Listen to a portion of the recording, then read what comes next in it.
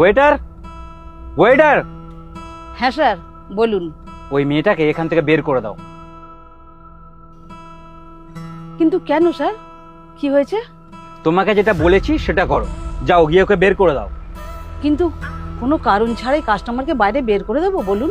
তুমি দেখতে পাচ্ছ না ওই মেয়েটা এখানে বসে কি করছে? কিন্তু স্যার, উনি তো ওনার বাচ্চাকে ফিট করাচ্ছেন। আমি তোমাকে এটাই বলতে চাইছি, এখানে বসে এরকম অশ্লীল ব্যবহার, ছি। এটা তো নর্মাল ব্যাপার স্যার, আমার তো এটা খারাপ বলে কিছু মনেই হচ্ছে না। যতক্ষণ না তোমাদের অপমান করব তোমরা কোনো কথাই শুনবে না, তাই না? Manager, manager.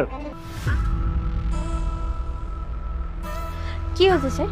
কোনো সমস্যা হয়েছে? কি হয়েছে? আপনার ওয়েটার কাস্টমারের সাথে ভালোভাবে কথা বলতে জানে না। তুমি কি করেছো স্যারের সাথে? আমি কিছু করিনি ম্যাডাম, স্যার বলছেন ওই ম্যাডামকে এখান থেকে বের করে দিতে। কেন স্যার, আপনার কোনো সমস্যা হচ্ছে?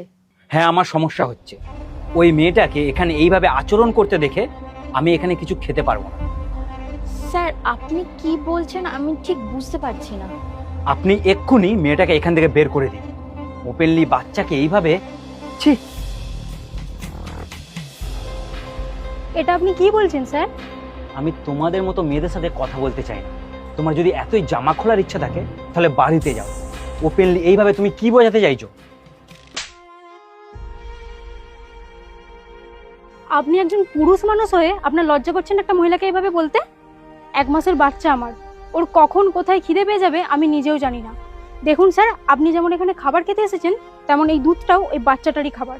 আর খারাপ আমি নই, খারাপ আপনার চিন্তা ভাবনা। আর আমার কাছে যদি সুযোগ থাকতো তাহলে আমি বাচ্চাটাকে অন্য জায়গায় গিয়ে খাইয়ে দিতাম। আর তাও যদি আপনাদের মনে হয় যে আমি ভুল বলছি তাহলে আমি এখান থেকে চলে যাচ্ছি। দাঁড়াও,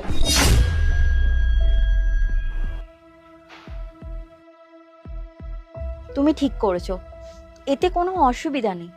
আর বাচ্চাদের তো যখন তখন খিদে পেতেই পারে, এটা স্বাভাবিক।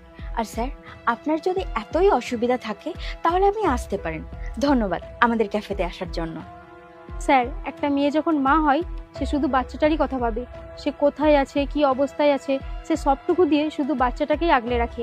আশা করি আপনি বুঝতে পারবেন আপনি যখন বাবা হবেন।